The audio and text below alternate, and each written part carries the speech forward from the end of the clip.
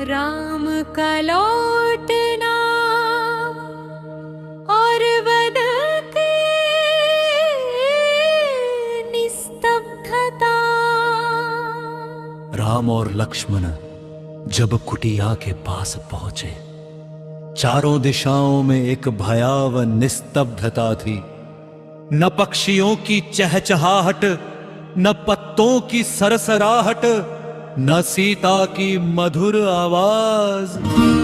राम का हृदय कांप उठा। लक्ष्मण, सीता कहाँ है? कुटिया खाली थी, चारों ओर संघर्ष के निशान, टूटी डालियां, गिरा हुआ भिक्षा पात्र और सीता के पांव के चिन्ह। राम की आंखें रक्त मुंह उठी। लक्ष्मण, यह अनर्थ कैसे हुआ? लक्ष्मण बोले, भैया, सीता को किसी ने छल से बुलाया होगा। वह स्वयं कभी रेखा पार नहीं करती। दोनों दिशाएं खोजने लगी। वन में सीता की पुकारें जैसे प्रतिध्वनि बनकर गूंजती रही। हे राम। राम विलाप करने लगे। हे पृथ्वी, मेरी सीता को लौटा दो। टूटे आभूषणों का मार्ग। अचानक राम को एक चमक दिखाई दी।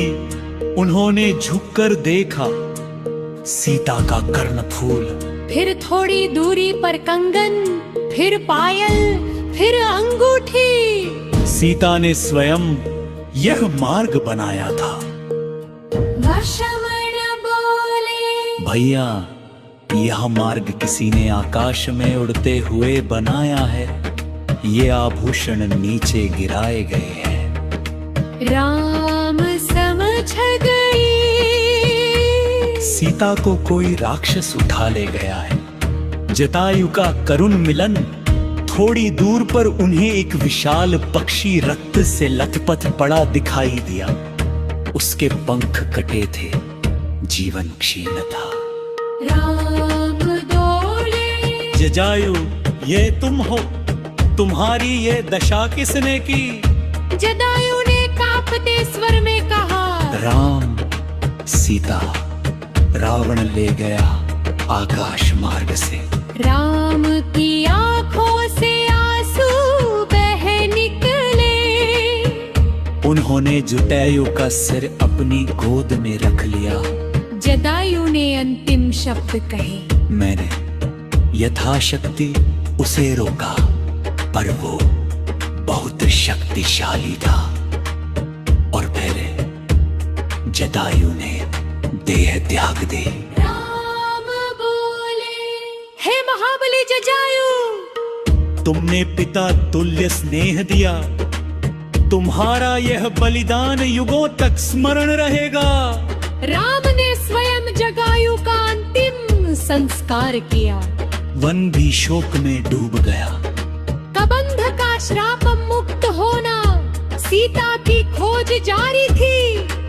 एक दिन घने अंधकारमय वन में एक विशाल आकृति ने लक्ष्मण को पकड़ लिया। एक ऐसा राक्षस जिसका शरीर गोल था, मुंह पेट पर था और लंबे हाथ मीलों तक फैलते थे। रामबाण था। राम ने तत्काल अपने बाणों से उसके बाहु काट दिए। कबंध गिर पड़ा और बोला, धन्य हो राम लक्ष्मण, मैं राक्षस नहीं, एक श्रापित गंधर्व हूँ। मेरा नाम दूषण। श्राप के कारण यह भयानक रूप मिला था। श्राप मुक्ति के बाद वह दिव्य रूप में खड़ा हुआ और बोला, राम, सीता की खोज में दुखी मत हो। तुम्हें आगे ऋष्यमुख पर्वत पर सुग्रीव मिलेगा। वह तुम्हारी सहायता करेगा। एक महाबली वानर हनुमान तुम्हारा मार्गदर्शन करेगा।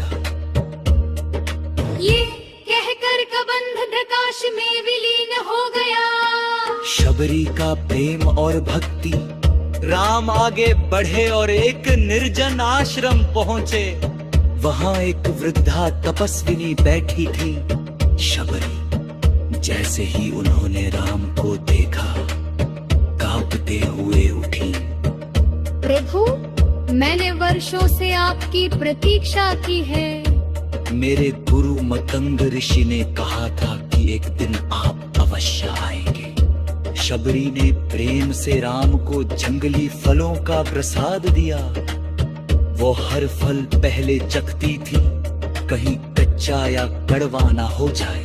लक्ष्मण ने आश्चर्य से देखा, पर राम बोले, लक्ष्मण, इसका स्वाद अमृत से भी श्रेष्ठ है, क्योंकि इसमें भक्ति है। शबरी ने भी सुग्रीव और हनुमान का मार्ग बताया। पंपा सरोवर की शांति। राम पंपा सरोवर पहुंचे। ये जगह सुंदर थी। नीला जल, कमल के पुष्प, हरित मामर कूदते फागते, और वायु दे शांति।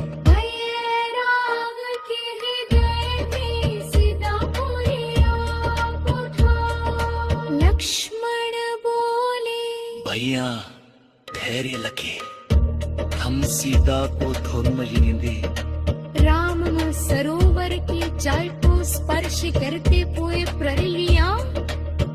जब तक सीता नहीं जाती, निर्विश्राम नहीं करोदा।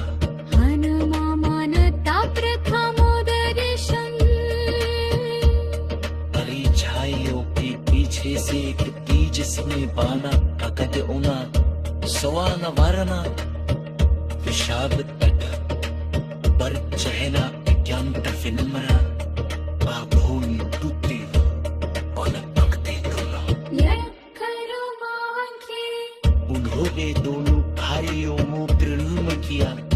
आप उतार हो प्रभु, आपके चल्लू में अत्ते के बाहे अलरूप वनवासी बाहे। राम मुस्कुराए।